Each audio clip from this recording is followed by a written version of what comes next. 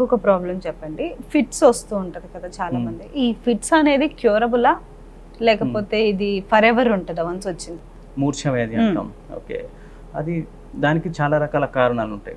ఇప్పుడు యంగ్ వాళ్ళల్లో ఒక రకమైన కారణాలు ఉంటాయి. అంటే వాళ్ళకి ఇన్ఫెక్షన్స్ ఉండొచ్చు, చిన్న చిన్న ట్యూమర్స్ ఉండొచ్చు, బ్లడ్ క్లాట్స్ వల్ల ఉండొచ్చు, కొన్ని రకాల జెనెటిక్ ప్రాబ్లమ్స్ వల్ల ఉండొచ్చు, ఫ్యామిలీ హిస్టరీ ఉండొచ్చు, ఇలాంటి రీజన్స్ ఉంటాయి.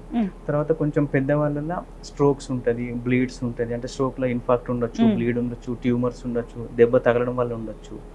అట్లా సో వాళ్ళకు డిఫరెంట్గా ఉంటుంది, ట్యూమర్స్ ఉంటుంది, అలా కొన్ని వాస్కులర్ ప్రాబ్లమ్స్ ఉంటాయి. సో కండిషన్ బట్టి మనం ట్రీట్ చేస్తాం. కొంచెం మందికి ఏ రీజన్ ఉండదు, అంటే ఇడియోపతిక్ అంటాం. జనరల్గా అది యంగ్ వాళ్ళనే స్టార్ట్ అవుతుంటుంది. కొంచెం మందికి ఫ్యామిలీలో ఉన్నప్పుడు కూడా వాళ్ళకు వస్తుంటుంది ఫిట్స్ అట్లా. సో ఒకసారి మనకు ఫిట్స్ వచ్చినప్పుడు అది ఫిట్స్ మనం ఫస్ట్ ఎందుకు వచ్చింది అనేది చూసుకోవాలి. ఓకే, సో దానికి కొన్నిసార్లు బ్లడ్ ఇన్వెస్టిగేషన్స్ వల్ల ప్రాబ్లం వల్ల కూడా రావచ్చు. అంటే సోడియం తగ్గిన, పొటాషియం కాల్షియం తగ్గిన, ఎక్కువైనప్పుడు కానీ, గ్లూకోజ్ తగ్గినప్పుడు కానీ, సో కండిషన్స్ ఉంటాయి దానికి కారణం ఫస్ట్ ఐడెంటిఫై చేసి బ్లడ్ టెస్ట్ చేయించుకొని తర్వాత ఇన్వెస్టిగేషన్స్, బ్రెయిన్ స్కాన్స్ అవి చేయించుకుంటే మనకు ఎందుకు వస్తుంది అనేది తెలుస్తుంది. ఇప్పుడు ప్రాబ్లం ఏమీ రాలేదనుకోండి, సో అది ఇడియోపతిక్ అంటాం. సో దానికి మెడికేషన్స్తో అది కంట్రోల్ అవుతుంది. బట్ ఆ మెడికేషన్స్ అనేవి మనం చాలా కాలం పెడతాం. కొంచెం మందికి బ్లడ్ ఇన్వెస్టిగేషన్స్ లాంటి కొన్ని మెటబాలిక్ చేంజెస్ ఉంటాయి. కొంచెం మందికి ఆల్కహాల్ సడన్గా తాగి సడన్గా ఆపేస్తే నెక్స్ట్ డే కానీ ఫిట్స్ వస్తుంది. అది ఆల్కహాల్ విత్డ్రాల్ అంటాం, సీజర్స్ అంటాం. వాటికి మనం మెడికేషన్స్ కంటిన్యూ చేయాల్సిన అవసరం లేదు.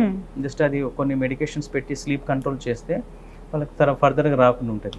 ఈ మెటబాలిక్ ప్రాబ్లం వల్ల వచ్చిన ఫిట్స్ కూడా మనం మెటబాలిక్ కండిషన్ మనం కరెక్ట్ చేస్తే తర్వాత ఫిట్స్ వాడాల్సిన అవసరం ఉండదు. కొంచెం మందికి హెడ్ ఇంజరీస్ అవుతుంటాయి, ట్రామా వల్ల ఫిట్స్ వస్తుంటాయి. అంటే మనకు బ్రెయిన్లో ప్రాబ్లం ఉండి ఫిట్స్ వచ్చినాయి అనుకోండి, సో వాళ్ళకు మనం లాంగ్ టర్మ్గా యూజ్ చేస్తాం మెడికేషన్స్.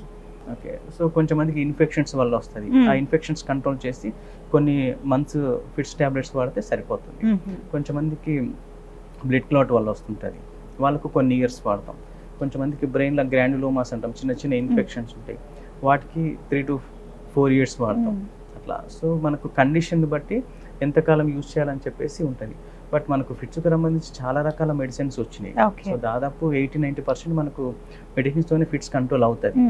అయినా కూడా కంట్రోల్ అవ్వకపోతే అప్పుడు మనకు సర్జికల్ ఆప్షన్స్ కూడా ఉన్నాయి. అంటే మనకు ఆ లీజన్ ఉండి దాని నుంచి ఫిట్స్ వస్తున్నాయి అనుకోండి, ఆ లీజన్ మనం తీసేయచ్చు. సో కండిషన్ బట్టి మనం ఫిట్స్ని ఎంతకాలం వరకు యూజ్ చేయాలో తెలుస్తుంది. ఆ తర్వాత ఆపలన లేదా అనేది ఆ కండిషన్ బట్టి మనం డిసైడ్ చేసుకోవాలి.